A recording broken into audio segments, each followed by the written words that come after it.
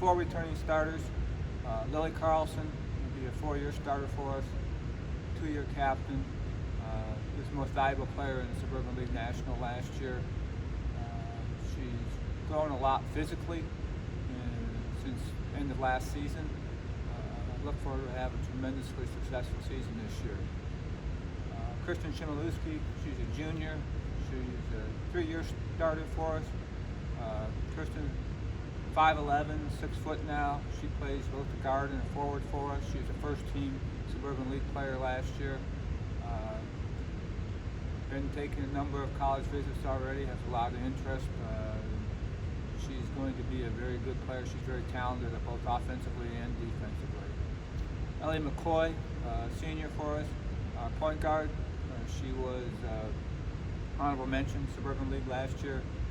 She promoter that makes us go. She gets us up and down the floor into the right sets. Very smart, intelligent basketball player. And our 4th starter is Bella Adams. Bella has become one of our main leaders this year. She's healthy for the first time in 4 years. She's very, very focused on her senior season. Looks like she's going to play college basketball at a couple of different schools she's looking at right now. Well, Faith Kyer, who part-time starter for us last year, she's a senior. She's a defensive stopper for us. Her with about 4 or 5 other kids are vying for the 5th starter for us. Kristen McDowell, who's an offensive player, who's become a very good defensive player. She's a senior. She started part-time for us last year occasionally. We had a lot of illness and sicknesses last year, so we had a lot of different kids starting at different times. She's another one. We have Anna Hurst, freshman. She's a guard. She's going to play a lot for us this year. She's very talented, but as all new kids do when they come to Stow, she has to learn how to play defense the right way. And then we have Emily Irving. She's a junior. She transferred in from Ravenna. She's about 6'1". She's a very strong post player that can step out and make threes. And she's also learned how to play defense the correct way. Well, obviously losing Kiera, she was a defensive key for us and a rebounder. So we spent a lot of time in June, July, and August when we were practicing, focusing on how we're going to make up for that lack of having Kiera here. And we've come across a couple of things. Number one, we have to do a better job of not turning the ball over because we'll have less opportunities to score because of lack of having her dominant rebounding. That's one thing we're trying to do, and we're trying to play even faster than we did last year, getting up and down the floor in transition. So we're really focusing on our ball handling, decision making, and getting up and down the floor. Defensively, should be a loss. We've made a couple of different tweaks on our defense as far as how we're going to play it this year without a bigger type of person in the middle. And that's looked pretty promising so far too.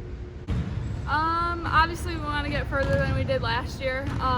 We had a tough game against Glen Oak in the regional semis. So we're just kind of getting back to the basics and focusing on our defense and kind of expanding our offense more. We have so many people that can score, so I think this year it'll be super helpful to have all 5 people on the floor be able to take it and score, so it'll be really hard for people to defend us. Well, our focus, I think, this year is to get right back to where we were, but win that game. I think we want to go as far as we can. And I mean, I'm a junior now, so I think since with Kira gone and everyone, I think that I need to step up and like lead the team more now because Kira's gone, and I just think we have a lot of new freshmen, so we need to help them. Actually, you try to look for blessings during the circumstances that we've been in, and I really think this off-season was a blessing for us. They took away our opportunity to go to team camps and go to different shootouts and stuff, but they gave us unlimited practices in June, July, and August. So we went 2 or 3 days a week all through June, July, and August, and we really got a lot of stuff in. And in fact, it's an unusual first week for us because we've got a lot of things in and we're really working on fine-tuning those things. We're not learning them, we're fine-tuning them right now. So I would say that given the set of circumstances that we're in this day and age, that we are really probably ahead of the schedule. It means a lot to me because, I mean, we obviously have such a good team, so it just means a lot to be that person. But I just kind of try to be a role model for everyone and just kind of try to lead by example, and I try not to, like, get too involved in, like, fans and refs. I just kind of try to keep everyone to play our game, and because if we do that, we should be pretty much unbeatable. My philosophy has always been that I believe that our best players at being tired are better than our kids coming off the bench. I see a couple of our kids still playing 28 to 32 minutes a game, but I do see some of the depth coming into play in those other three spots. A lot of it, we'll be able to match up. We can go big, we can go small. So, we may not necessarily have a fifth starter that's a solid fifth starter every game. It may be a situation where we may need to get big or small, or faster or quicker, or whatever. Or maybe we've had a kid that had a really good week in practice. I don't think we're going to consistently say, okay, here's our starting five. We have starting four, and then we have five other people that are playing for that opportunity to start that particular game. Defensively, you won't see any difference at all. Well, Kier was a big rebounder last year, so I'm really going to have to step up on rebounding and just focusing on that, because I know last year a lot of times I just relied on her. So that's going to be a big part of my role this year, so I really got to work on that. Well, we'll spend every day in practice.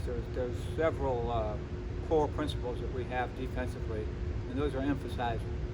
And when I say every day in practice, I mean every day in practice. And we practice those things every day. Closeouts, jump to the ball, keep the ball in front of you, things of that nature.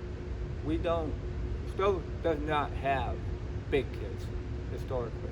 So we have to do creative things defensively. So we always are going to front the post and make sure that we have weak side help. I believe that if you front the post and you put enough pressure on the ball, it's going to be difficult for that person to throw the ball into the post.